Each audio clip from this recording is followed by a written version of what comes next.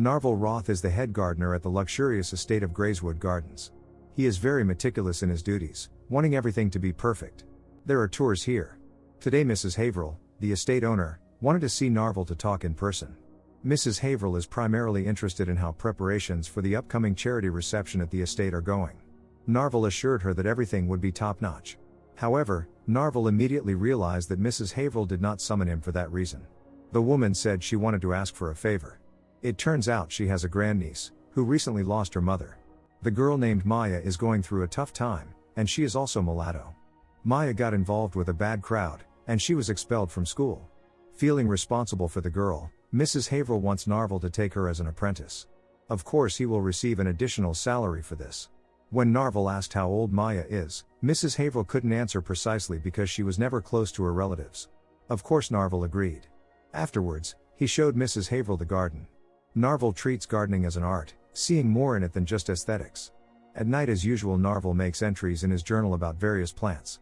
His house is filled with many books dedicated to gardening. Narvel sleeps restlessly. He dreamed of a man from the past who said they were like gardeners pulling weeds. Soon Maya Kaur arrived. Narvel welcomed her, asking when she last saw Norma Haverhill. The girl couldn't remember exactly. The last time Maya was here was with her mother before she fell ill. Narvel explained to Maya that he would teach her gardening, and she would receive a minimal salary. In addition, Narvel would give Maya lessons in botany. She would have to complete assignments and diligently fulfill her duties. Narvel showed Maya the garden and introduced her to the other workers, Isabel, Xavier, and Maggie. Narvel also showed the girl the gardening tools she would be working with. So far Maya was not very enthusiastic about her new responsibilities.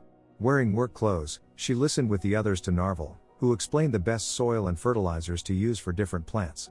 Following Narvel's advice, Maya inhaled the scent of fresh soil. It gave her a strange but pleasant sensation. After the workday, Maya reprimanded Narvel for smoking. He said he allows himself to do it only once a day. Mrs. Haverhill's personal driver took Maya home. She returned the next morning as she should. Isabel shared with Narvel that she finds it strange Mrs. Haverhill hasn't even come to see her niece. Narvel doesn't want to interfere in others' affairs. But he believes that gardening will help Maya heal, just as it once helped him. Narvel doesn't sleep well at night. Only thoughts of gardening help him avoid delving into memories of the past. Gardening is the most accessible of the arts, as it is inherent in nature itself. Narvel certainly has something to hide, namely, tattoos with Nazi symbolism. At night, he looks at himself in the mirror, realizing that he cannot escape from himself. Maya has been working here for 2 weeks. The team really likes this friendly girl. Later, Narvel recalled how in the most difficult period of his life, a certain woman gave him a book about gardens and advised to read it. Since then, everything has changed for him. As Mrs. Haverhill requested, Narvel came to her. Only now did Mrs. Haverhill ask about her niece. Narvel said that Maya is surprised that the aunt still hasn't visited her. Mrs. Haverhill said she needs to wait. Over dinner, they discussed the upcoming charity reception. The woman wants everything to be special this time because next year she may not have the strength for it. Also, Mrs. Haverhill shared her plans to sell the house and the estate. The foundation will maintain the gardens for life. Narvel will receive a stable income and control over the gardens. When the time comes, he will appoint his successor. Narvel was honored by such trust. He also reminded Mrs. Haverhill that she should meet with her niece. When dinner was over, Mrs. Haverhill asked Narvel to walk her to the room. She lit candles and told Narvel that she wanted to look at him. Narvel did not hide his tattoos from her, although he was ashamed of it. This made him remember his military past. The next day, the gardeners went about their usual duties. Maya began to gradually master the art of gardening. Finally, Mrs. Haverhill deigned to meet with her personally and offered to have lunch together. First and foremost, the woman apologized for not showing up for so long. However, Maya holds no grudges. Norma is practically a stranger to her because they haven't seen each other for many years. When Norma asked what Maya's mother thought of her, the girl said that her mother always believed that Norma considered her inferior. The girl said firmly that neither she nor her mother was inferior. Norma didn't like this tone and the insolence of her niece. Obviously lunch was over. Before leaving, Norma told Maya not even to think about running away from Grayswood Gardens. After finishing work late, at night Narvel continued to make entries in his journal about plants. But besides this, he is concerned about the relationship between Maya and Norma. Every day Narvel gives Maya lectures on botany and the history of gardening. Sometimes the girl couldn't help but smile. After that tense conversation, Norma by the way gave Maya a raise, surprising Narvel. Before leaving after another lecture, Maya kissed Narvel on the cheek. Later, Xavier knocked on Narvel's hut and said that Maya was injured. Narvel immediately rushed to her. Maya had many abrasions. The girl regretted coming. On the contrary, Narvel said she did the right thing. Now Maya has people who care about her and are ready to help. Despite everything, Maya is ready to return to work tomorrow. Narvel decided to talk to her alone and asked who harmed her. Maya admitted that it was Robbie Gomez, a dealer. He used to be her mother's dealer.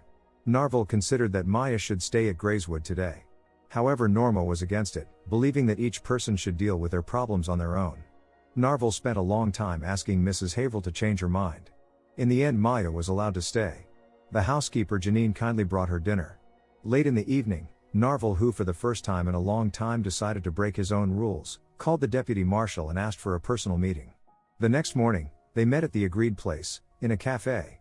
Oscar Neruda told Narvel that almost none of his former comrades who ended up in prison are still alive. This inadvertently made Narvel delve into the past. He used to do many terrible things, people's lives meant nothing to him.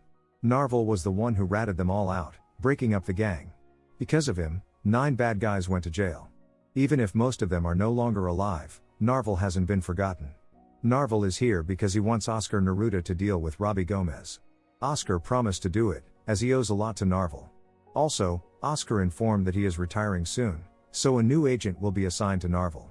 Returning to Grayswood, Narvel reminded Maya that Norma invited her to lunch tomorrow. The girl thought that Norma didn't like her, but apparently everything is not so straightforward. Later, Narvel also told Maya that he met an old acquaintance who promised to deal with Robbie Gomez. It's strange, but Narvel feels the need to take care of Maya. After work, he visited her cabin and handed her a dress for tomorrow's lunch with Norma. Maya wanted something more, but Narvel stopped her because he was ashamed of his tattoos. The next day, they both attended lunch at Norma's, who engaged in polite small talk. Maya quickly grew bored of it, but out of politeness she simulated interest. At some point, Norma stated that she saw Narvel leaving Maya's cabin last night. Norma called her a fallen woman, after which the girl hurriedly left. Norma also told Narvel to get out of the estate. He calmly said they would discuss it tomorrow. However, Norma believes there's nothing to discuss. She always supported Narvel despite his past, and in return all she received was ingratitude. It seems like the end of their friendship. Thanking Mrs. Haverhill for once believing in him, Narvel left. Now was the time he had been waiting for. First he visited Maya and told her that Norma wants both of them to leave immediately. Maya didn't expect her relative to be so cruel. Narvel offered Maya to stay with him. She agreed because she trusted him.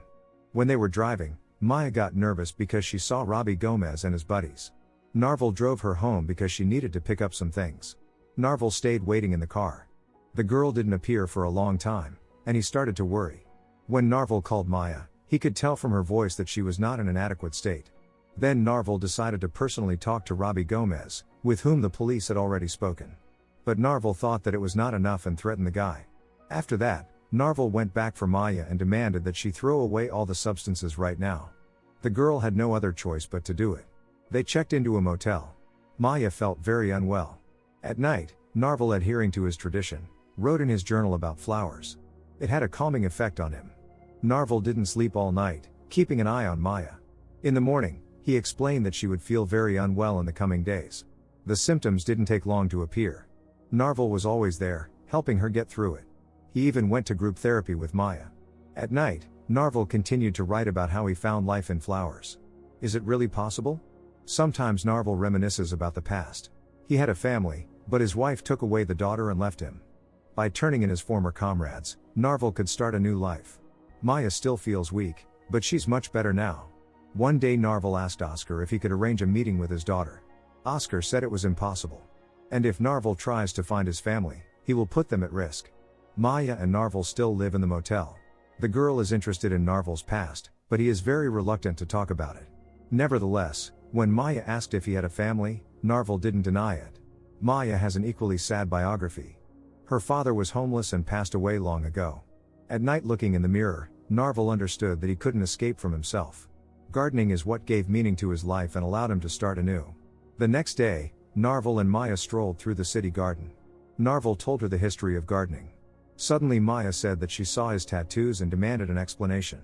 She is also surprised that Narvel didn't try to get the tattoos removed. Narvel said it served as a reminder to him. Later at a cafe, they tried to discuss the situation. What Maya saw last night was a shock to her.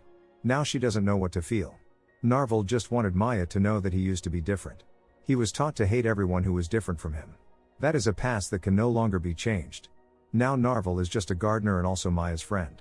The girl couldn't stand it and cried. She can't even be in the same room with Narvel anymore.